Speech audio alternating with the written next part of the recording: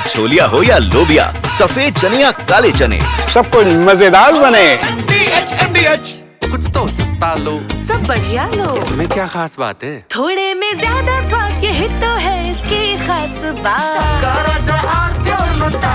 नमस्कार, मैं हूं पुष्कर चौहान और आप देख रहे हैं बड़ी खबर। बड़ी खबर में बात आज उत्तर प्रदेश और राष्ट्रीय स्तर पर बीजेपी का अध्यक्ष चुना जाना है। संगठनात्मक तौर पर बीजेपी को अब तक नया अध्यक्ष मिल जाना चाहिए था, उत्तर प्रदेश में भी और राष्ट्रीय स्तर पर भी, लेकिन 2023 से एक्सटेंशन लगातार पा रहे जेपी नड्डा के लिए अब चुनाव तेजी पर है संगठन के बीजेपी में। आज मध्य प्रदेश, उत्तराखंड, महाराष्ट्र समेत 12 राज्यों के चुनाव कंप्लीट हो गए, समझ लीजिए। कल औपचारिक तौर पर इनके, क्योंकि कहीं किसी भी राज्य में चुनाव नहीं हुए, एक ही एक नामांकन आया है। उत्तराखंड से महेंद्र भट्ट का चुना जाना तय है। महाराष्ट्र में भी रविंद्र चव्हाण का चुना जाना तय है। इस तरीके से 12 राज्यों के बीजेपी प्रदेश अध्यक्षों के नाम फाइनल हो गए हैं। 19 राज्यों में कम से कम 50% जगह चुनाव हो जाए तभी राष्ट्रीय अध्यक्ष चुना जाएगा। इस बीच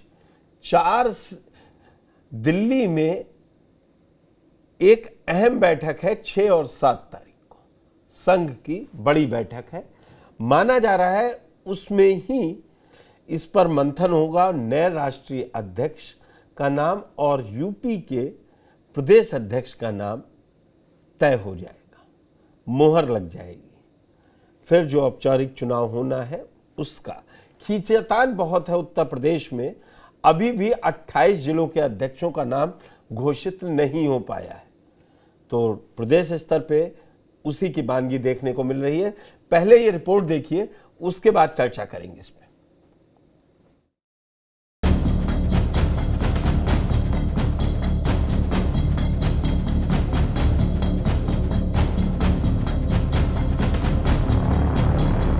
उत्तर प्रदेश में बीजेपी अध्यक्ष के नाम पर बना सस्पेंस खत्म होने का नाम नहीं ले रहा है। देश के कई राज्यों में बीजेपी ने अपने प्रदेश अध्यक्ष के नाम तकरीबन फाइनल कर लिए हैं, जिसका औपचारिक ऐलान जल्द कर दिया जाएगा।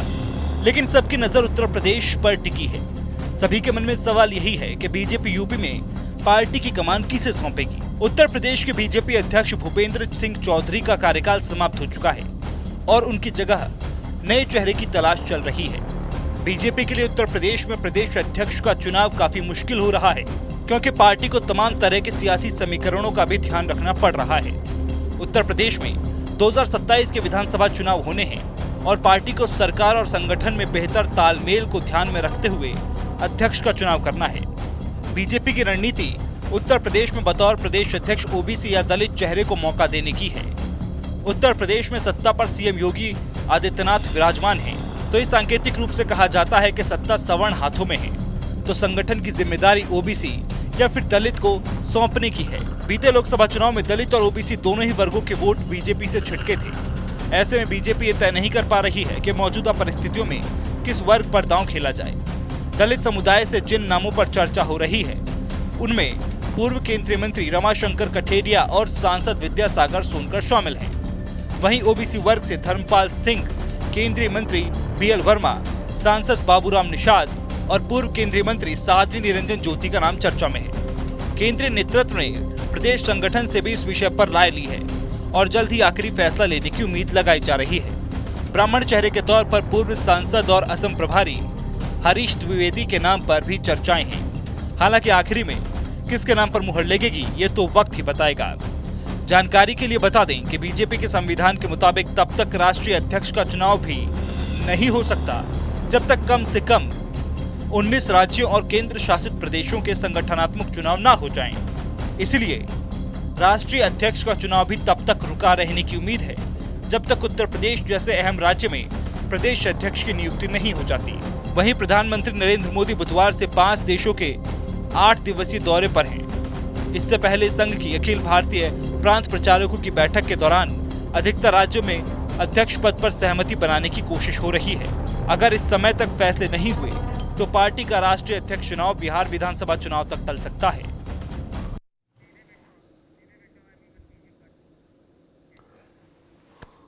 तो पंकज चतुर्वेदी संवाददाता हमारे साथ जुड़ चुके हैं। पंकज, ये कहां पे अटका है नाम और किस वजह से अटका है? क्योंकि 12 राज्यों के नाम कल जब यह सूचना जारी हुई थी 30 तारीख को, तो उसमें उत्तराखंड का नाम था, लेकिन नहीं, कह रहे हैं कि प्रदेश अध्यक्ष 2 प्रदेशों में बीजेपी के लिए बड़ा टेढ़ी खीर हो रही है, एक गुजरात और दूसरा उत्तर प्रदेश, और दोनों में 27वें चुनाव। देखिए, गुजरात प्रधानमंत्री का गृह प्रदेश है, वहां भी बड़ी परिस्थितियां, चूंकि चुनावी भी मूड पे अब जाना है, इसके बाद जो भी प्रदेश अध्यक्ष बनेगा वो चुनाव कराएगा। उत्तर प्रदेश का भी यही हाल है। उत्तर प्रदेश में जातीय समीकरण, क्षेत्रीय समीकरण, सब कुछ फिट किया जा रहा है और सरकार और संगठन में बेहतर तालमेल हो। सरकार में क्या परिवर्तन होना है उससे पहले चूंकि संगठन में होना है, तो संगठन में ऐसा कौन सा चेहरा होगा जो 27 के लिए भारतीय जनता पार्टी के लिए लाभदायक हो सकता है। अलग अलग नाम है, अलग अलग क्षेत्रों के समीकरण है। अगर उसको संगठन में जगह नहीं मिलती तो मंत्रिमंडल में कौन होगा, मंत्रिमंडल से बाहर संगठन में किसको लाना है, इस पे काफी दिनों से मंथन हो रहा है। उत्तर प्रदेश के जो प्रदेश अध्यक्ष के चुनाव प्रभारी हैं वो पीयूष गोयल हैं, बहुत पहले ही नियुक्ति हो गई थी। जब पाकिस्तान से बीच में जो विवाद की स्थिति हमारे देश में हुई और ऑपरेशन सिंदूर को मैंने एक सफल पाकिस्तान पे कार्रवाई की, उस दौरान भी मामला स्थगित हो गया, लेकिन उससे पहले ये प्रदेश अध्यक्ष का नाम फाइनल था। पीयूष गोयल भी बोल चुके थे, बीजेपी के जो बड़े नेता थे वो भी उत्तर प्रदेश को लेकर स्पष्ट कर चुके थे, लेकिन मामला फंसा रहा। अब जाकर के उत्तर प्रदेश पे फिर से चर्चा हो रही है, क्योंकि उत्तर प्रदेश का जो पेच है वो बेहद, मतलब इस तरीके से कह सकते हैं कि बड़ा टिपिकल है। किसको बनाया, क्या क्षेत्रीय या जातीय समीकरण है, कई सारे समीकरणों को फिट करना है उत्तर प्रदेश में, और सरकार में बहुत सारे बदलाव होने हैं। बदलाव किस स्तर के होंगे ये भी कहना थोड़ा मुश्किल है, लेकिन इतना तय है कि सरकार में बदलाव होने हैं। तो इन दोनों को सामंजस्य बैठा करके फिर आगे संगठन में जिसको प्रदेश अध्यक्ष बनाया जाएगा उसी हिसाब से प्रदेश अध्यक्ष बनेगा कि सरकार में आने वाले दिनों में क्या होगा। इन सब चीजों को लेकर के, क्योंकि उत्तर प्रदेश बीजेपी के लिए बहुत महत्वपूर्ण है, 27 भाजपा के लिए बहुत महत्वपूर्ण है, क्योंकि 24 में जिस तरीके का रिजल्ट आया उससे बीजेपी उत्तर प्रदेश में जो स्थिति उत्पन्न हुई, एक दूसरे के खिलाफ बयानबाजी बहुत सारी हुई, उसके बाद केंद्रीय नेतृत्व में शिकायत पहुंची, कई सारे लोगों को ये आरोप लगा चुनाव हरवा दिया, भीतरघात हुआ, बहुत सारे रीजन जाकर के केंद्रीय नेतृत्व को यूपी के नेताओं ने बताया। आपने कई चीजें बता दी, दोनों डिप्टी सीएम, लेकिन इसको थोड़ा सिंप्लीफाई करके दो दर्शक समझ सके।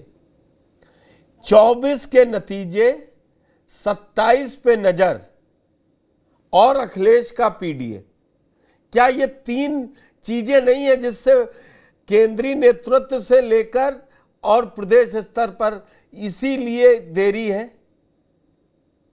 24 के नतीजे, 27 पे नजर और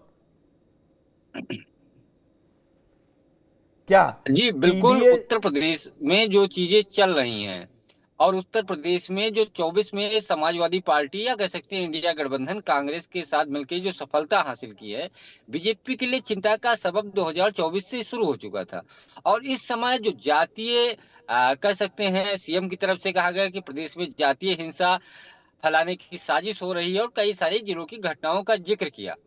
इटावा हो, कौशाम्बी हो या फिर औरैया हो, प्रयागराज में जो करछना का विवाद, आजाद समाज पार्टी के चंद्रशेखर रावण जा रहे थे, तो ये सब बीजेपी को बड़ा नुकसान लग रहा है और इसीलिए बीजेपी इस मुद्दे को तूल नहीं दे रही। तो 27 को ध्यान में रखते हुए बीजेपी ऐसे प्रदेश अध्यक्ष को ढूंढेगी जो जातीय क्षेत्रीय समीकरण में फिट हो और उसके बाद सरकार से बेहतर समन्वय बना करके काम करें। और चूंकि प्रदेश अध्यक्ष बनने के बाद सरकार में भी बहुत सारे बदलाव होने हैं, तो इन सब चीजों को लेकर के मंथन हो रहा है। उत्तर प्रदेश बहुत महत्वपूर्ण है, इसलिए इसको लेकर के दिल्ली में केंद्रीय नेता जो बीजेपी के आला कमान है वो लगातार इस पर चर्चा शुरू कर दिए हैं। और चूंकि क्योंकि यूपी का एक हमेशा कहा जा सकता है संगठन हो या सरकार, देश में सबसे ताकतवर माना जा रहा है और इसीलिए गुजरात के साथ साथ यूपी का पेज फंसा हुआ है। बीजेपी के लिए 27 बहुत महत्वपूर्ण है, क्योंकि जिस तरीके से 24 का रिजल्ट आया, आपने कहा कि 27 का जो बीजेपी का टारगेट है, जो निशाना है, वो महत्वपूर्ण है। और यही कारण है कि जैसे पूर्वांचल में हरीश द्विवेदी का नाम आ रहा है, जातीय समीकरण अगर मैं फिट किया जाए, आऊंगा, चर्चा अगर पूछूंगा बनाया जाएगा कि आज क्यों अलग- विनोद सोनकर, क्यों साध्वी निरंजन ज्योति, क्यों हरीश द्विवेदी, ये सब चुनाव हारे हुए हैं और बीजेपी अपने इस समय उरूज पर है, तो वो क्यों किसी हारे हुए कैंडिडेट को बनाकर भेजेगी। शिवाजी सरकार, आपका बहुत बहुत स्वागत है, वरिष्ठ पत्रकार है। मैं आपसे समझना चाहता हूं कि बीजेपी पीडीए का इतना शोर है, लेकिन बीजेपी तो लक्ष्मीकांत वाजपेयी के 2014 के बाद से पीडीए को ही फॉलो कर रहा है। भाई केशव प्रसाद मौर्य हुए, उसके बाद स्वतंत्र देव सिंह हुए, उसके बाद भूपेन्द्र चौधरी हैं, वो जाट, वो कुर्मी, उसके वो मौर्य, वो तो पीडीएफ फॉलो ही कर रहे हैं। तो अखिलेश का डर नहीं है क्या? पार्टी के अंदर ऊपर और नीचे समन्वय बनने में टाइम लग रहा है, इसीलिए प्रदेश अध्यक्ष का नाम नहीं निकल पा रहा है? आपने जवाब खुद ही दे दिया, मुझे देने की जरूरत नहीं पड़ी। आपका कहना सही है, पार्टी के अंदर बीजेपी में इस वक्त सबसे ज्यादा प्रॉब्लम है। और सिर्फ ये उत्तर प्रदेश ही नहीं, बंगाल हो, मध्य प्रदेश हो, गुजरात हो, हर जगह है। और वो समस्या बहुत बड़ी है। अभी अगर आप उत्तर प्रदेश का देख ले, उत्तर प्रदेश में आपको शायद मालूम होगा कि कल गाजियाबाद में पार्टी के अंदर जिस तरह से घमासान हुआ, सिर्फ एक छोटी सी चीज के लिए कि 4 से 5 गुना हाउस टैक्स गृह कर बढ़ा दिया गया और पार्टी पूरी दबाव में आकर उसको उन्हें रोकना पड़ा। तो ये बीजेपी के साथ देखिए 2 चीजें हो गई। पहले बीजेपी एक दल होती थी, सत्ता था नहीं, तो उसमें मैनेज करना आसान होता था। अब सत्ता भी चाहिए, पार्टी को भी मैनेज करना है, और पार्टी अगर मैनेज नहीं होता है तो जैसे 2024 में हुआ तो रिजल्ट्स क्या हो सकता है, ये भी अब सबको समझ में आ रहा है। और इन सारे चीजों में पार्टी को मैनेज कैसे किया जाए, क्योंकि पार्टी के अंदर इतनी पार्टियां बन चुकी है, जातियों की पार्टियां हैं, अलग अलग इंटरेस्ट ग्रुप की पार्टियां हैं और तमाम तरह की चीजें हैं। तो उन सबको समन्वय करके चलना पार्टी के लिए एक आसान काम नहीं हो रहा है। दूसरी चीज मैं समझता हूं कि बीजेपी अगर ये समझ रही है, क्योंकि सामने समाजवादी पार्टी है और कांग्रेस है, उनकी साथ टक्कर लेने के लिए जाति का ही आधार करना है, क्योंकि जातिगत सेंसस भी हो रहा है। तो मैं समझता हूँ बीजेपी अपने ढंग से बहुत सही नहीं कर रही। कोई पार्टी का जो नेतृत्व है वो जाति के आधार पर, हम पहले भी देख चुके हैं बहुत से जगहों पे, बहुत से अलग अलग पार्टियों में वो सफल नहीं होता है। पार्टी का नेतृत्व जो भी हो, जातीय समीकरण ध्यान में रख के ही चुनाव हुए।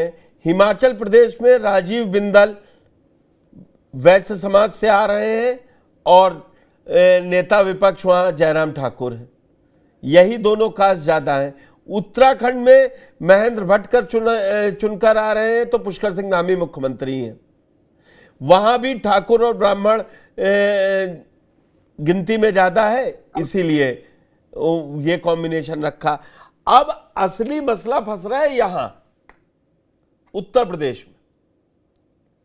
गुजरात में भी अब की कह रहे हैं पटेल को दे देंगे, लेकिन उत्तर प्रदेश में नहीं समझ में आ रहा है कि जो एक छवि चली गई है, जो एक ब्राह्मण लॉबी पूरी तरीके से एक मैसेज, आप सोशल मीडिया खोलिए तो ये मालूम पड़ता है कि ब्राह्मणों को सम्मान नहीं दे रही बीजेपी, ब्राह्मणों को नहीं दे रही है, और समीकरण कहते हैं कि ओबीसी बैठाएंगे तभी आपको फायदा मिलेगा।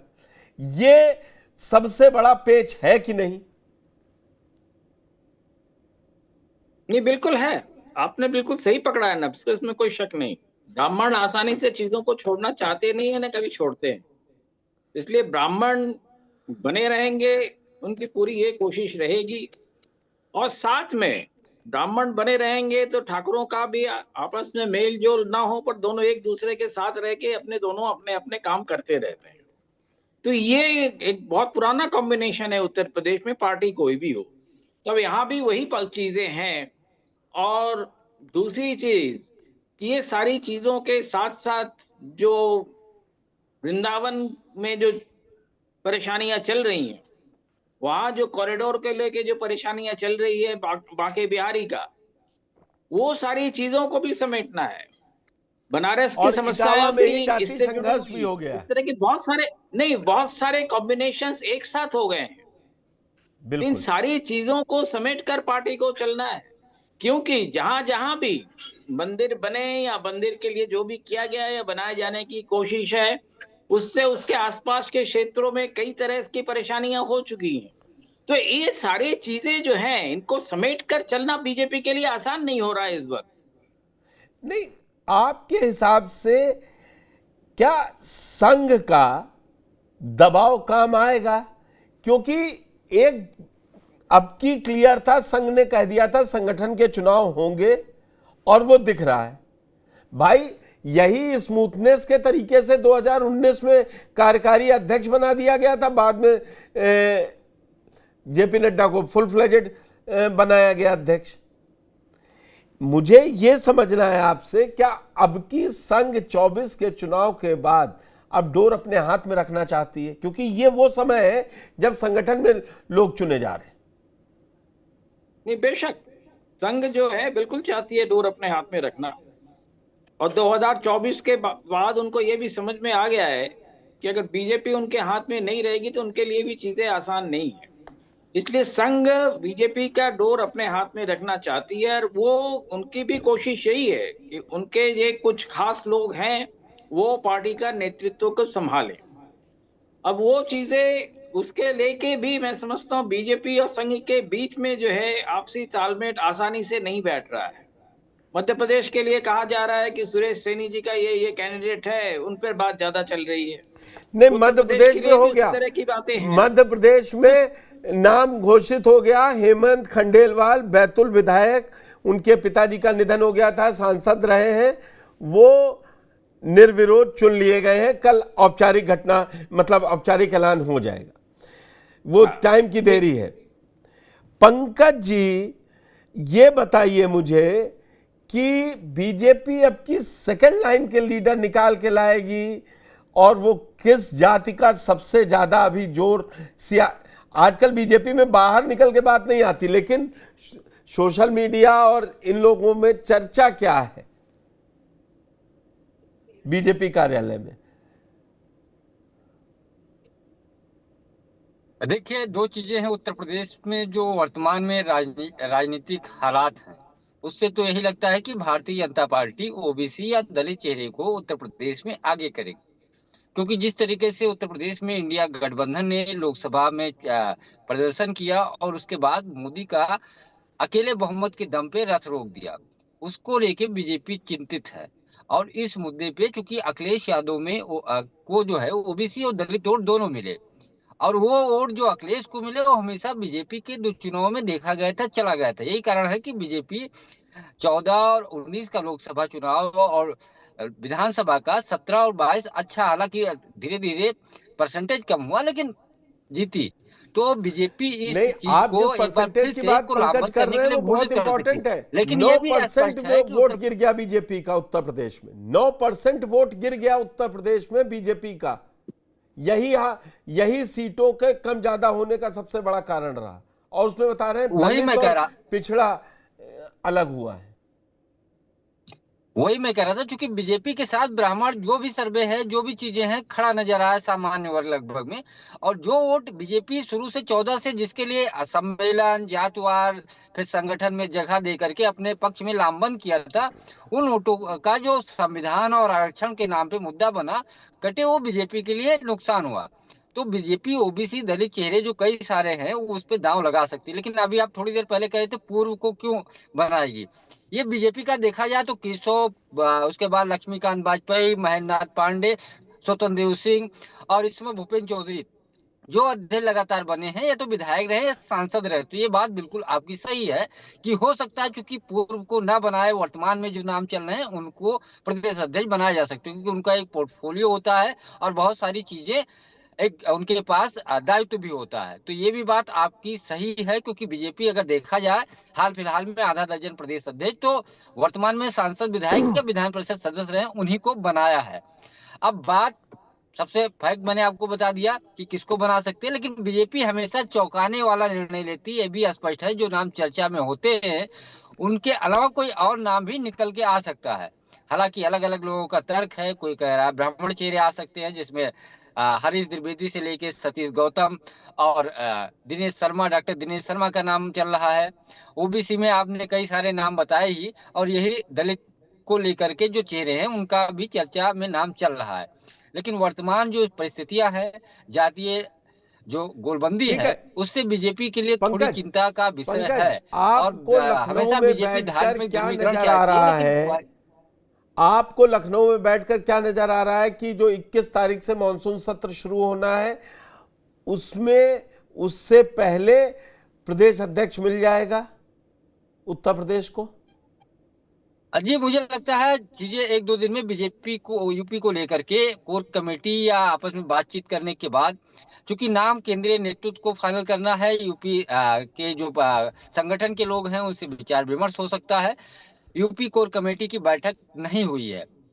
एक बार यूपी के जो कोर कमेटी के सदस्य हैं बीजेपी के, वो दिल्ली जा सकते हैं, बैठ के आपस में चर्चा होगी। और मुझे लगता है राष्ट्रीय अध्यक्ष से पहले उत्तर प्रदेश का प्रदेश अध्यक्ष मिल सकता है। मुख्यमंत्री आदित्यनाथ की बातचीत हो चुकी है प्रदेश अध्यक्ष को लेकर, एक बार बातचीत 1-2 राउंड की हो चुकी है। उन्होंने अपनी रिपोर्ट भी कहते हैं कि आलाकमान को दे दी है। शिवाजी, बीजेपी का जो नया प्रदेश अध्यक्ष होगा उस पर आप ये कितना मानते हैं कि सीएम योगी आदित्यनाथ की भी छाप का असर होगा? देखिए, सीएम की सहमति बहुत जरूरी होगी, इसमें कोई शक नहीं है। सीएम जिनको जो भी नाम हो वो सीएम के, क्योंकि दोनों को साथ साथ काम करना होगा। दोनों अगर बिल्कुल दो धुरी पे होंगे तो नहीं चलेगा। इसलिए सारी बातें जो है यही की जा रही है कि कोई ऐसा व्यक्ति हो, भले ही बिल्कुल एक जैसा ना हो, पर दोनों साथ साथ काम करने लायक हो। ये बातें तो है ही वहां पे, और ये कोशिश जरूर होगी कि दोनों, क्योंकि जिस तरह के अगला चुनाव जो है 2024 के चुनाव से 2027 का चुनाव जो है ज्यादा गंभीर होने वाला है, और उसमें जो है जिस तरह से अगर 2024 का रिफ्लेक्शन दिखता है तो बीजेपी को बहुत ज्यादा काम करना पड़ेगा, और वो काम उस तरह से वो करने लगे भी हैं, कई तरह से कर रहे हैं, चुनाव आयोग के साथ भी कर रहे हैं, वोटर्स लिस्ट के साथ भी कर रहे हैं। आपका एक्सपीरियंस, आपकी समझ क्या कहती है कि बीजेपी ओबीसी देने जा रही है प्रदेश अध्यक्ष की किसी ब्राह्मण चेहरे पर? लड़ाई इन्हीं दोनों के बीच बची है। नहीं, बेशक। देखिए, एक चीज इसमें जो है, यहीं पे संघ का रोल जो है वो है, और उस संघ इसमें जिसको भी हाथ रख देगा वो हो जाएगा। ठीक है शिवाजी, आपका और पंकज चतुर्वेदी आपका इस बड़ी खबर में जुड़ने के लिए बहुत बहुत धन्यवाद। अब छोलिया हो या लोबिया, सफेद चने या काले चने, सब कुछ मजेदार बने। कुछ तो सस्ता लो, सब बढ़िया लो। इसमें क्या खास बात है? थोड़े में ज्यादा स्वाद, यही तो है इसकी खास बात।